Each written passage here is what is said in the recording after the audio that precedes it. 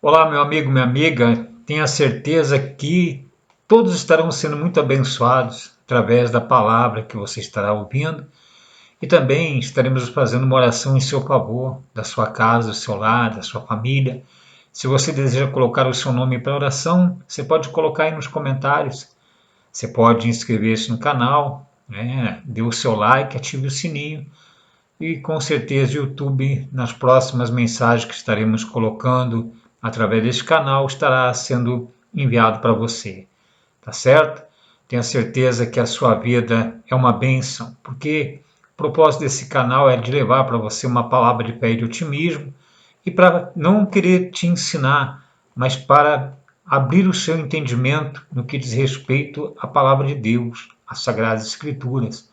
Inclusive a Bíblia, ela diz assim no livro de Atos dos Apóstolos sobre um homem chamado Apolo. Apolo era um homem cujo qual ele pregava a palavra de Deus sem estar junto ali com os discípulos a princípio, com os apóstolos, né? Porque muitos historiadores têm buscado através de pesquisas levar o conhecimento das pessoas quem foi Apolo. Apolo pode ter sido um dos discípulos de João, assim como ele pode ter sido um dos discípulos que estavam lá a princípio quando Jesus chamou os 70 e acabaram 58 ficando, né, não continuaram seguindo Jesus, mas somente os 12. E Apolo foi um homem cujo qual ele era bem culto. Era um homem cujo qual tinha conhecimento das Sagradas Escrituras. Inclusive diz assim no livro de Atos dos Apóstolos, no capítulo 18, do versículo 24 em diante, diz assim, ó, nesse meio tempo chegou a Éfeso um judeu natural de Alexandria chamado Apolo, homem eloquente e poderoso nas Escrituras. Inclusive, através de pesquisas que a gente tem realizado, com respeito ao livro de Hebreus, né, sempre houve uma dissensão, uma questão de não saber quem é o autor, né, o escritor do livro de Hebreus. Muitos atribuem que seja Paulo, mas pelo desencadear do ensinamento que Apolo era um homem eloquente, dá para se ter até uma ideia que pode ter sido ele que tenha escrito o livro de Hebreus também. Não se sabe, porque o autor do livro de Hebreus ele não se declara. O livro de Hebreus não foi registrado no que diz respeito de aparecer quem escreveu a epístola aos Hebreus. Então, mas Apolo era um homem cujo qual ele era entendido com respeito à palavra. E o que ele pregava levava as pessoas ao entendimento de terem a mente esclarecida e os olhos iluminados. Enquanto ele chegou em Alexandria, então diz assim no versículo 25, era ele instruído no caminho do Senhor e sendo fervoroso de espírito, falava e ensinava com precisão a respeito de Jesus, conhecendo apenas o batismo de João. Opa, aqui já se informa dessa maneira, né? Se ele conhecia apenas o batismo de João, então ele devia ter tido instruções, aprendido com alguém ou ter andado com alguém para que ele tivesse esse conhecimento, porque não caiu, vamos dizer assim, de paraquedas. Alguém instruiu ele, alguém ensinou ele. Ele deve ter aprendido, ter sido discípulo de alguém. Porque, como diz aqui, ele era eloquente, né, e instruído no caminho do Senhor. Ele era instruído no caminho de Jesus. Ele falava a respeito do Cristo. Como diz assim, ó, ele, versículo 26, pois começou a falar ousadamente na sinagoga. Ouvindo, porém, Priscila e Áquila, tomaram-no consigo e com mais exatidão lhe expuseram o caminho de Deus. Querendo ele percorrer a Caia, animaram-no os irmãos e escreveram aos discípulos para o receberem. Tendo chegado, auxiliou muito aqueles que, mediante a graça, haviam crido, porque com grande poder convencia publicamente os judeus, pregando e provando por meio das Escrituras que Cristo é o Jesus, é Jesus, ou seja, que Jesus era o Cristo, o Messias. através da palavra do Antigo Testamento, né, das Escrituras, ele provava para as pessoas, ele mostrava para elas o quão era a veracidade da pregação dele. Tanto que depois, com respeito, ele ficou lá em Corinto, porque Paulo disse assim, que Paulo lançou o fundamento, né? Que ele lançou a semente, alguém, deixa eu ler para você aqui no livro de 1 de Coríntios, que diz assim, capítulo 3 de 1 de Coríntios, no versículo 5, quem é Apolo e quem é Paulo?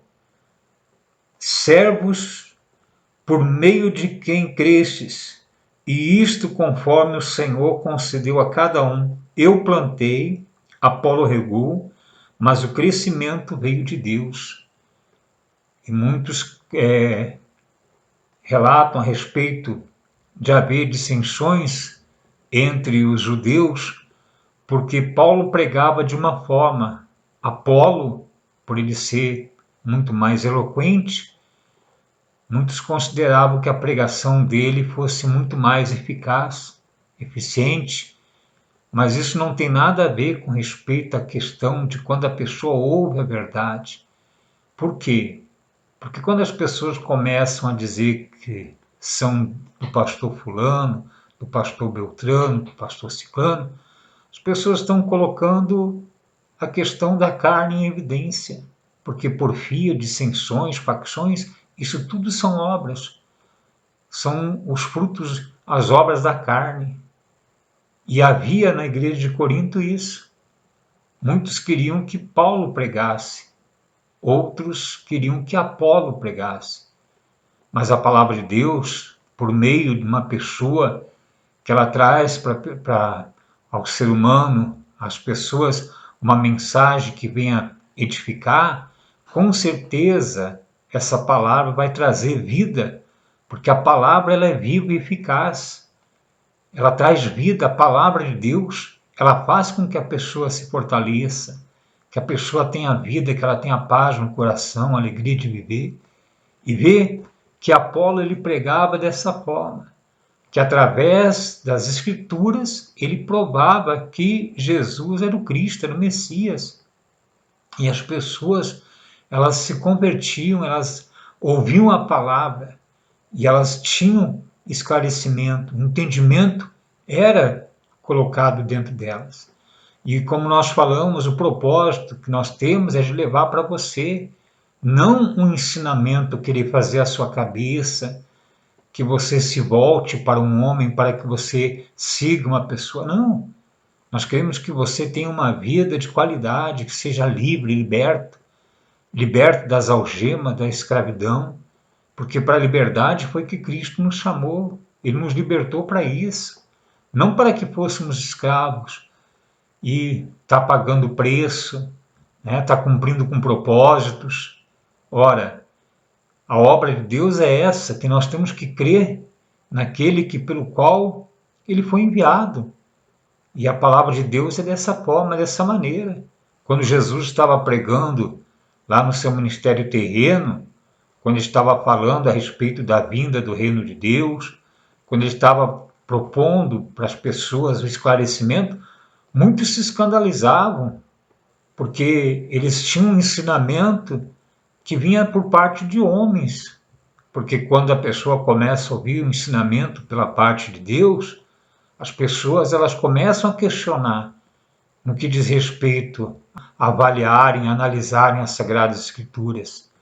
Porque dentro dos lugares onde as pessoas estão, ali é só colocado de uma maneira, ela sempre tem a mesma pregação. Todo dia, sempre a mesma pregação. Que a pessoa não consegue ter os olhos iluminados, ela fica na dependência do homem. Nós não podemos ficar na dependência de ninguém. Deus é soberano sobre tudo, sobre todos. E quando uma pessoa realmente ela tem esse esclarecimento, os olhos dela passam a se abrirem, porque antes ela era cega, ela não enxergava. Porque uma pessoa, quando está dessa forma, ela não fica percebida. E quando Apolo estava pregando, as pessoas tinham esse entendimento. Porque como diz aqui no livro de Atos, né? no capítulo 18, olha só, diz assim, ó, no versículo 26, ele, pois, começou a falar ousadamente na sinagoga. Então, ouvindo, porém, Priscila e Áquila, que eram já pessoas amigos de Paulo, tomaram-no consigo e com mais exatidão lhe expuseram o caminho de Deus.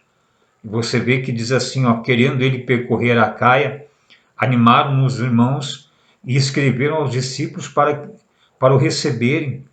Tendo chegado, auxiliou muitos aqueles que, mediante a graça, haviam crido. Ou seja, graça, como nós já falamos algumas vezes, é favor imerecido. Ou seja, Deus fez todas as coisas, Ele criou os céus e a terra. Onde nós estávamos quando Deus criou tudo? Ele criou tudo sozinho. Pelo poder da palavra, Ele disse, haja luz e houve luz. Tudo que Ele determinou que houvesse existir, passou a existir. A obra toda foi feita através dele. A redenção, ou seja, a reconciliação, tudo foi por intermédio dele. E muitas das vezes a pessoa considera que ela tem que pagar preço, que ela tem que fazer. Não, ela não precisa. Ela tem que crer. Ela tem que crer quando ela ouve a palavra, que ela crê realmente, de fato, de verdade, ela deixa de ser escrava. Ela deixa de ser seguidora de homens e vivendo em doutrina. Como nós temos falado, tudo que é lugar, o lugar vai dizer que ali é a última porta, que eles estão certos, aqueles que têm a verdade, aqueles que pregam, mas a palavra de Deus é uma só e ela não está limitada à questão de nacionalidade ou de etnia, nada disso. Quando uma pessoa ela começa a ouvir por intermédio de alguém, né, a palavra com respeito começa a surtir efeito, ela começa a ser despertada.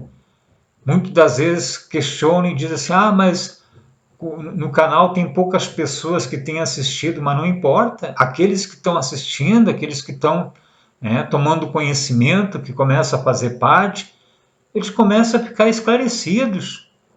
E não é querer ficar na dependência de ninguém, não. Porque se Paulo ele semeou e Apolo regou, o crescimento vem da parte de quem? Vem da parte de Deus.